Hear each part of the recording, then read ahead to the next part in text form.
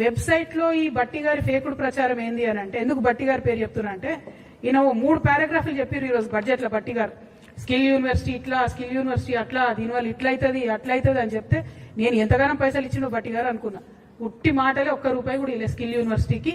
అక్కడ స్కిల్ యూనివర్సిటీలో పనిచేసే వాళ్ళే చెప్తున్నారు మాకు డబ్బులు లేవు, చాలా దారుణమైన పరిస్థితి ఉంది కాబట్టి ఇట్లా ఫేక్తున్నామని చెప్తున్నారు.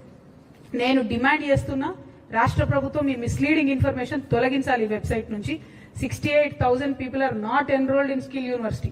Only 920 people are enrolled. ఇది మీరు మార్చకపోతే మాత్రం మంచిగా ఉండదు. దయచేసి తప్పకుండా మార్చాలని చెప్పి నేను ప్రభుత్వాన్ని డిమాండ్ చేస్తున్నా. అందుకని బట్టి గారు ఫేక్తున్నారని చెప్తున్నా, నేను ఉట్టిగా చెప్పడం లేదు. ఇంకో బాధాకరమైన విషయం ఏంటి అని అంటే, కంప్లీట్ గా ఈ రాష్ట్రంలో ప్రజల యొక్క ఆహారానికి సంబంధించి ఏమాత్రం కూడా ఈ ప్రభుత్వం శ్రద్ధ పెడతలేదనడానికి న్యూస్ మీటర్ అనేటటువంటి సంస్థ మన పార్లమెంట్ లో వచ్చినటువంటి ఆన్సర్ తీసుకొని మొత్తం కూడా ఒక ఆర్టికల్ వేయడం జరిగింది. మనకన్నా చండీగఢ్ పాపులేషన్ 40 లక్షలు,